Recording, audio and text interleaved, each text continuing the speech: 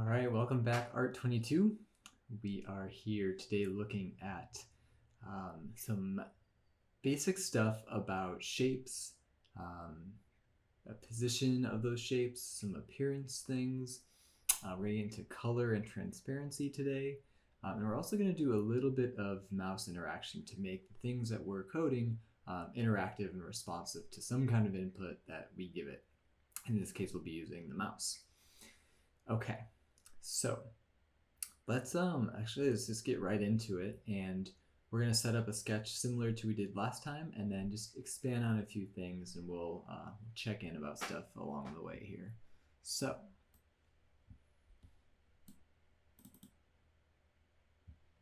here we go. I have a new processing sketch up and running.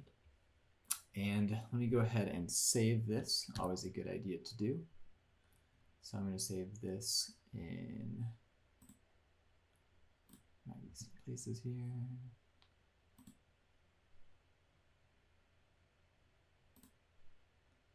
I'm going to save this in Art22 in class week 1. And I'm going to call it week 1 class 1. Actually class 2A, because we're going to have 2 of these.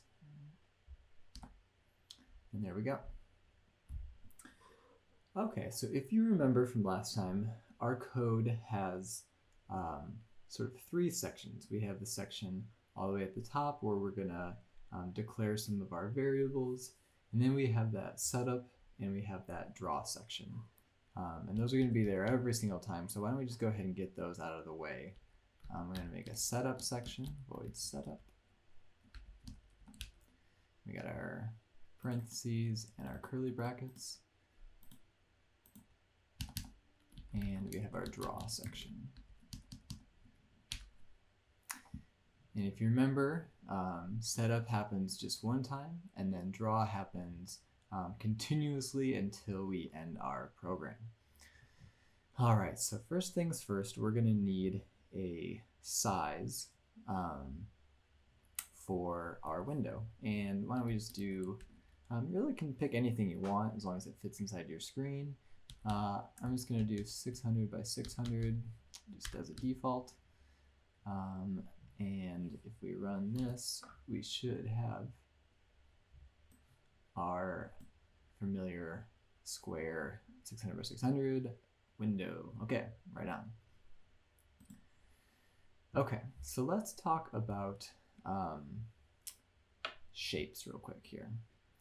So processing has a collection of shapes in 2D called 2D primitives. And let's take a look at those. So if you jump over here to processing.org, and you'll notice that right here we have reference. This would be a good page to bookmark. So this page lists basically all the things that processing has built into it for us. So if we look kind of right here at the top of this page, we see 2D primitives. So this is our list of 2D shapes that processing has already built in. And if you remember last week, we looked at this one right here, the rectangle. So what the reference does for us is it gives us a description of each of these items. In this case, the 2D primitive called rect.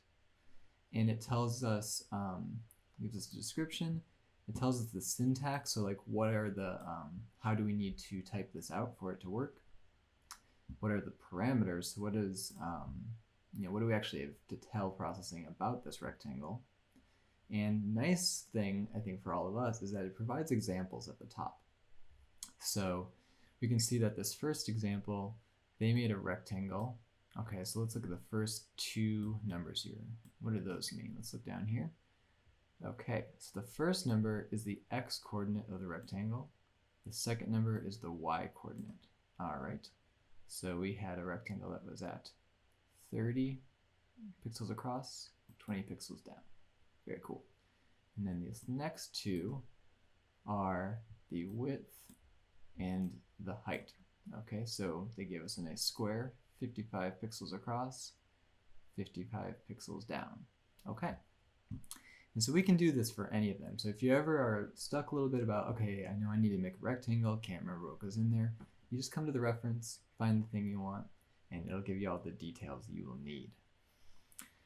Okay, so I'm going to jump back over to our sketch. And today's goal is going to be, we're going to make some shapes, and we're going to use primarily just variables to give them their position and their dimensions. And then we're going to get into a little bit of interaction and then some things about the appearance as well. So we know that each of these shapes is going to have an X and a Y position in our sketch. So why don't we go ahead and just right off the bat make variables for X and Y. And remember the numbers, which is what we need to use, are integers. So we say int, and I'm just going to say X, int, Y. All right, so now we have two variables, one for X, one for Y. And here's a kind of a sneaky little shortcut you can do. So you could write it like this, but you could also say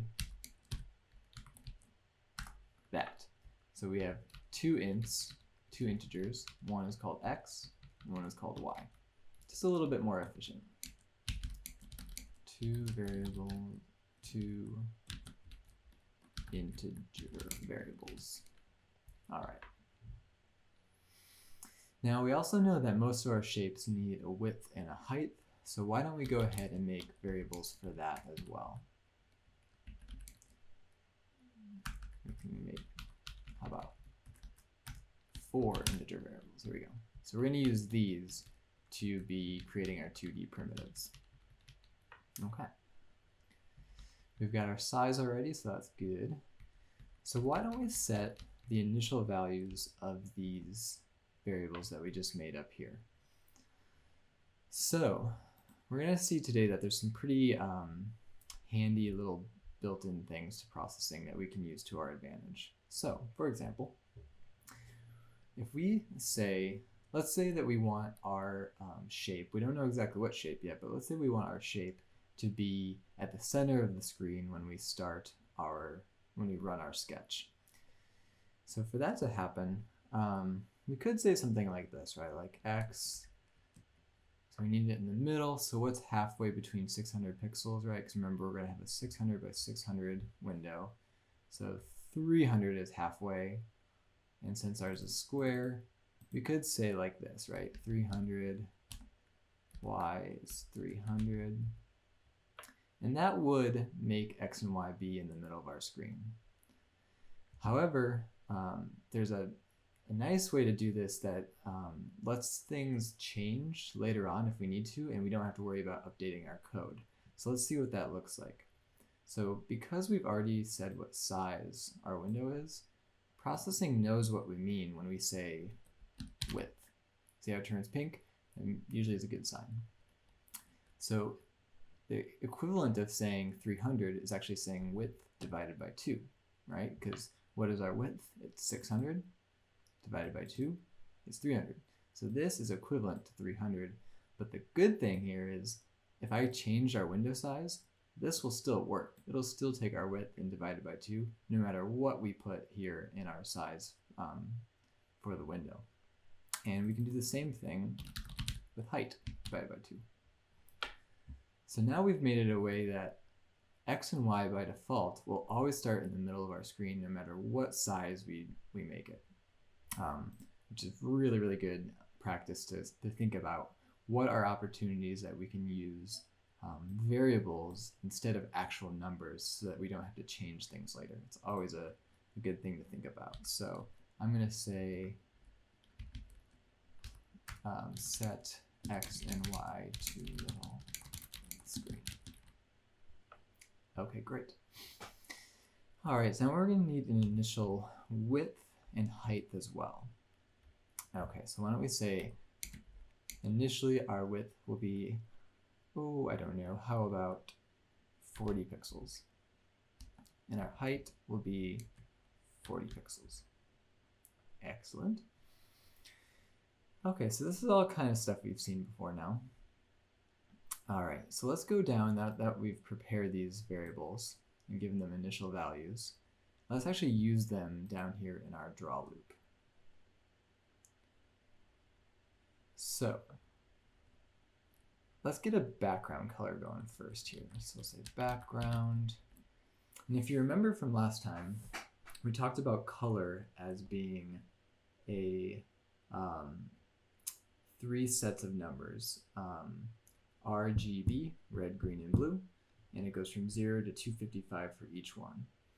Now, if you want to work within the grayscale, so just like kind of blacks and whites and grays, you can actually just give this one number. So if I say just 0, it's going to be a black background. If I say just 255, it's going to be a white background.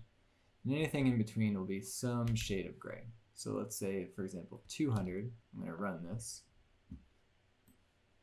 And it's actually pretty close to the default. Let's just make this a bit more clear. I'm going to make this 100 now. And there we go. We see we have a darker gray. Okay, so for the purposes of our sketch today, let's just go ahead and make it a white background. So 255. So white, white background. Right on. Okay.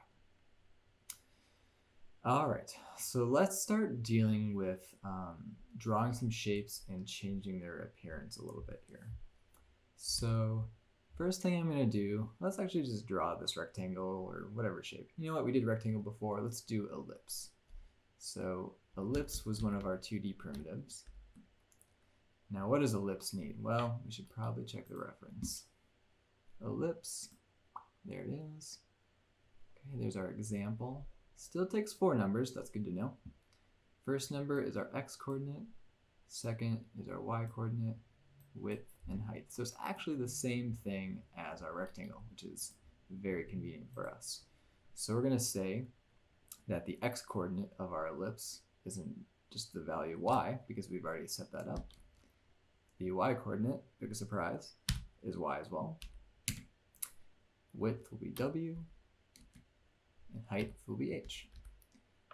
So you can start to get an appreciation of how if you name your variables in kind of a smart way, they'll make a bit more sense when you use them later on. If I just named this variable like, I don't know, t, I don't know exactly what that's referring to, but w and h, for me at least, kind of makes sense that, okay, width and height, x and y, those are our positions, great. All right, so let's go ahead and run this just to see what we got here. Aha, magic. Okay, so we have an ellipse. In this case, it's actually a circle because our width and height are the same, but that could have been more of an oval or more stretched out in either direction. And we happen to notice that this circle is right in the middle like we wanted because we had our x position equal to the width divided by 2. So width divided by 2. And then our height was height divided by 2. Great.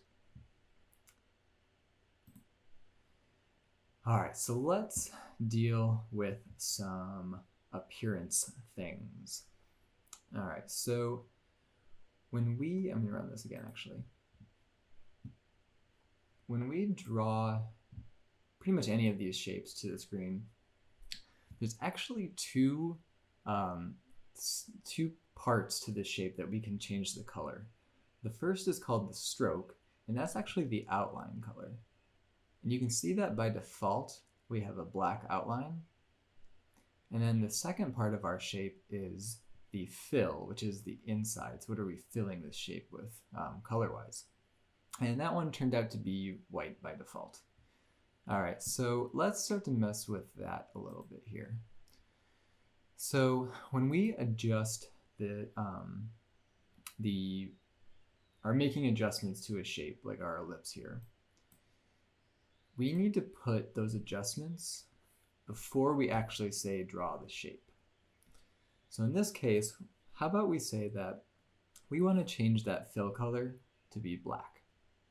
So before I draw the ellipse here, I'm going to say fill, And if you remember, 0 is black. Fill black. Draw, oops. Okay, so now if we run this, we should see a black circle. Excellent. Cool, cool. All right. Let's deal with stroke now, because that's our outline.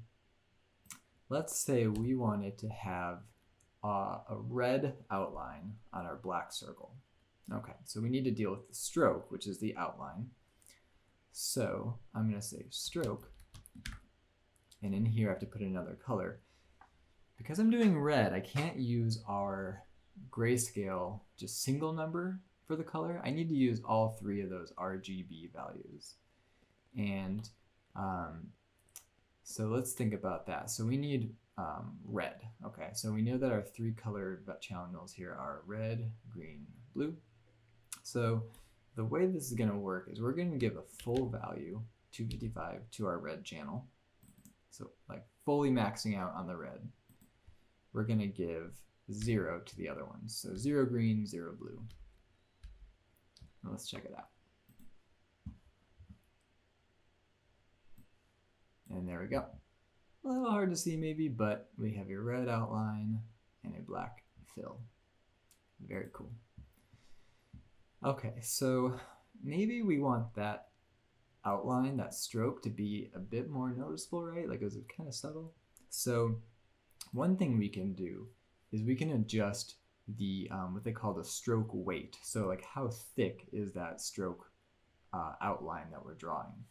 The way we do that is by saying, you might have guessed it, stroke weight. And I think you'll find a lot of times in code that there's a lot of just kind of playing around. You don't know exactly what the values you want, so you just try something and then you can always adjust it later. So I'm going to say, how about 4 for our stroke weight? Let's just see how that changes things. Okay, yeah, much nicer. Yeah, definitely a thicker stroke outline, and then we have a nice black fill still. Very cool. Now, one thing I want to draw your attention to is this right here, stroke weight. So you'll notice that the W of this was capitalized. This is a bit of a convention when writing code. If you have multiple words that need to be part of one command, you can't just have space because now it's broken. We need to write the whole thing. So to make it a bit more clear, every time you get a new word, you capitalize that word just to make it a bit more legible. You might see this type of thing like when people are, posting a hashtag, right? Like to make it a bit more legible, sometimes you'll capitalize each new word just to see what's going on. So highly recommend doing that in your practice. For example, if up here we had an integer called fave number,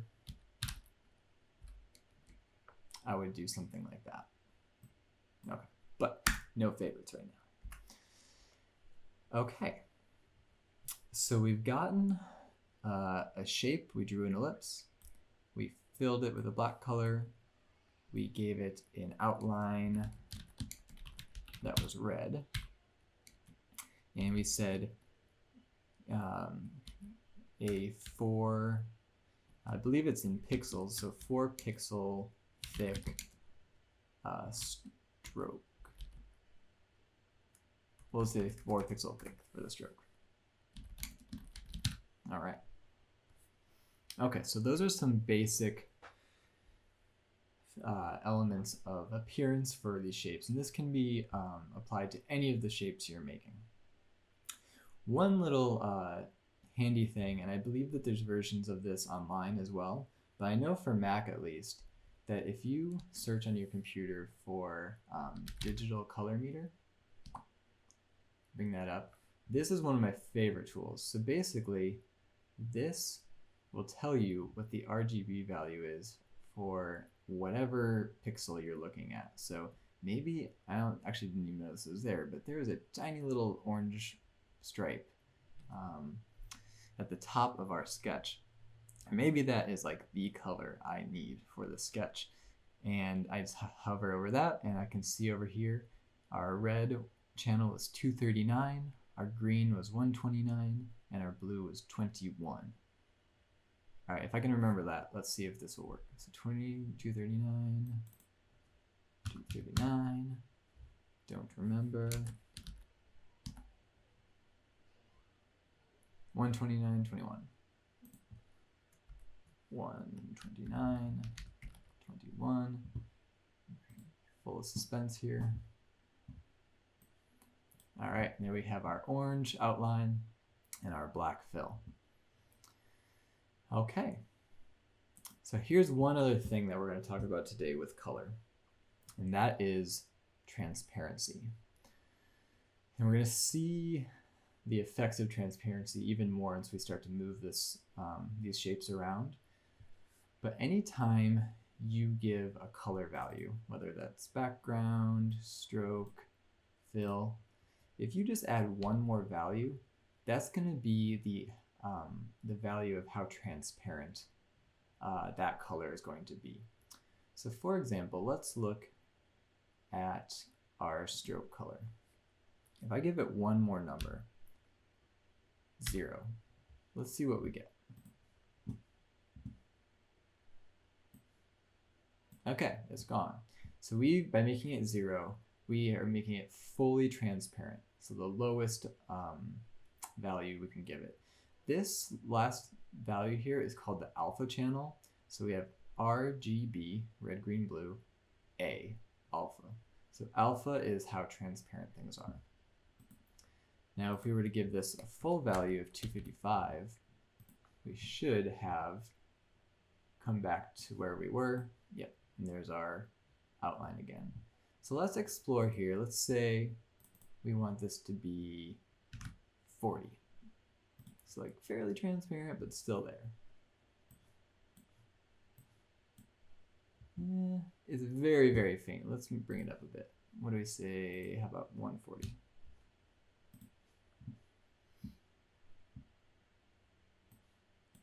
Okay, so now it's just a bit softer. This is going to come into play in a minute here when we start moving this thing around. But yeah, this is how we add some degree of transparency. So we'll say red outline with some transparency alpha channel. Okay. I'm going to save because that's always a good practice. All right. So let's look at another 2D primitive, and let's make this one move around a little bit. So there happens to be a 2D primitive called a point. And what I like about points are that they only take two, we only have to tell it two things. All we have to say is the X and the Y position of it. So we'll come back to that in a second. And the way you control size for a point, because you're not giving it a width and a height, is based on stroke weight. So I'm going to say that I want our ellipse to stay the same with the stroke weight of 4. But I want to make a point that has a stroke weight of 10, let's say for now. Okay. And for the moment, why don't we just say, give some random numbers just to put this thing somewhere on our screen. 100, 200.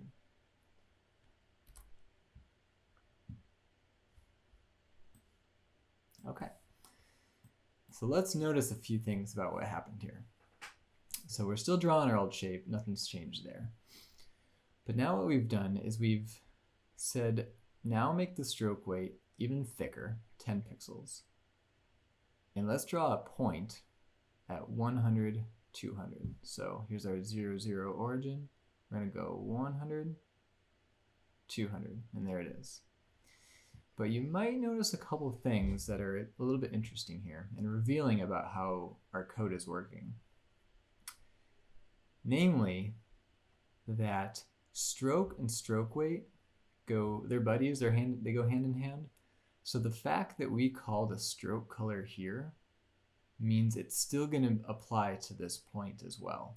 Points do not have fills, they only have stroke. So by virtue of saying stroke this orange color with an alpha channel, a transparency of 140, that you can see still applied to this stroke. So if we wanted this thing to be a different color, we'd have to give it another stroke down here, just like we gave it another stroke weight. So let's go ahead and do that. I'm going to say I want this stroke, this color of this point to be, I'm just going to totally make up a number, a color, I mean. How about 230? Not sure what this will be like, but maybe it'll be the magic color I've been waiting for. No, but we'll go with it. All right, so we got this greenish color. We've got our old shape. Very cool. Now let's do a little stuff here. So right now this is kind of boring, right? We got two shapes that aren't really doing anything. Let's make this point a bit more interesting by making it interactive. So this is going to illustrate another thing that processing has built in the same way that it had built in this idea of width and height. It also happens to know where our mouse is, which is like a little big brother-ish of it, but hey, we're going to use it to our advantage. So I can say for the x position of our point, mouse x with a capital X. And for the y position, mouse y. All right, let's see what happens. Okay, aha, there we go. My frame rate's a little bit slow from doing the screen recording, which is why there's a bit of a lag, but you can see that the point is now tracking with my mouse location, X and Y. So right now my mouse location is at 0, 0. Now it's at 600, 600, aka width, height, right? Now it's width and height divided by 2. Just to prove this point, this is a handy thing to do. Sometimes I need to know where something is on a screen. So if you remember from last lecture, we looked at how you can print stuff out, right? So what I want to do is I want to print out whatever my mouse position is. So I can print out multiple things just by separating it with a comma. So I'm going to print out mouse X and mouse Y. Let's take that, look at that. Okay. All right, so I'm going to come up to this corner, and we can see down in the console that I am now close to 0, 0, 0, 1. Now I'm going to increase my X, and we see that getting bigger and bigger and bigger until we get to about 600. Oh, can't quite get there. And then let's go back to 0 for X. We'll go all the way down to 600-ish for Y. Should be about 300, 300. Yep, there we go. And then 600, 600, more or less. So this, by printing out your mouse position, is kind of a handy way to see where things are on your screen, because you might need to use that to tinker with the position of an object, and you might find, okay, this is exactly where I want the point to be at 435, 112. Then you can jot that down and then use that later. Okay. All right, so what we're going to do now is transition from this being drawing one shape at a time to making it more like a painting program. And let's think about a minute how this is going to work. Okay, so we know from last lecture that our draw loop is happening over and over again at 60 frames per second. So we had our shape in the middle. Let's think about that ellipse that we drew. So we had that shape in the middle, and what we're basically doing is every time the draw loop happens, over and over and over again, each time that happens, first thing that happens is background. Draw a white background. So everything goes white. Then we draw that ellipse right in the middle. Okay. Now the next time draw happens, which is 1/60th of a second later, we draw that white background again, and then we draw our ellipse. So that's just happening over and over again. Because the position of that ellipse isn't changing, the black one, it looks like it's just sitting there, but it's actually being drawn in that same spot over and over and over and over and over again. If you remember from last lecture, we were starting to increase that X value so it kind of skated across the scene. That's because it keeps drawing that shape, but whatever coordinates we're giving it. So the X value of it was getting bigger and bigger and bigger, so it kept drawing it further and further to the right. So what we can do to flip this around a little bit, to make for more of a kind of a drawing context, is we can tell processing to stop drawing the background, and the effect of that is going to be we're going to see all the previous things that have been drawn.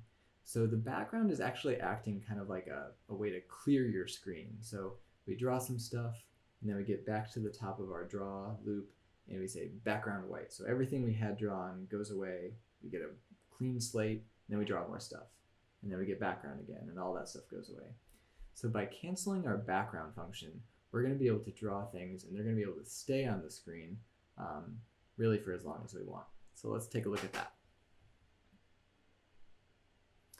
All right, so here we are. I'm going to get out of there. I don't need to print this anymore, so I'm going to comment that out. And now what I want to do is comment out our background. So now we are no longer drawing a white background, but we are still drawing all of this stuff. Let's just see if this works like we hope it will. Okay, so far nothing new. Aha, there we go.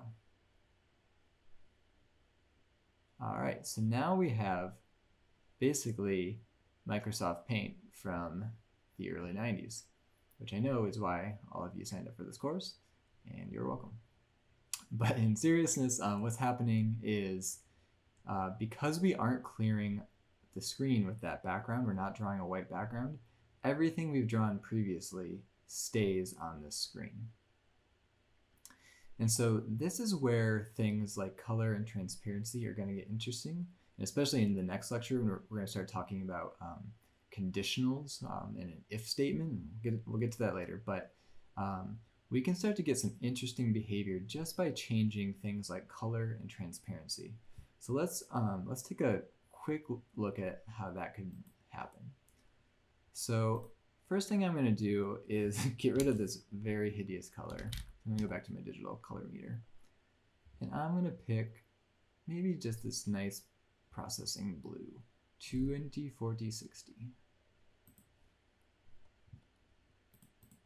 20/40/60. Okay. All right, and let's make it even bigger. I'm going to make it extra big, 60 pixels. So now it's a nicer blue color. Still going to draw it out our mouse. Let's just see what we have at the moment. Okay, and there's our blue dots. Drawing it. We basically just have a bigger brush. If you've ever used Photoshop or Illustrator, it's basically what we're doing. Okay, but let's make this interesting. I want to give it a transparency that's pretty low. So how about 100? Let's run this again. All right, there we go. So immediately we see that just by adding some transparency, we get this much, I guess, more rich texture, and that we almost get this idea, this sense of 3 dimensions on our 2D surface here, because we can see through this, because it's a bit more transparent, we can see the previous shapes. You know, we go fast like that and we get some pretty transparent things. If we hover for a while, they get darker. So just with a little transparency, we have a a brush system, let's call it, that is relatively rich. Okay. Let's close that down. All right, so let's recap what we've got here. We made some variables, and we used those variables to draw a static shape, let's say. We changed the outline weight with stroke weight. We changed the outline color and transparency with stroke. We changed the fill color with our fill. We drew an ellipse, which we saw from the processing reference of how to look for new 2D primitives.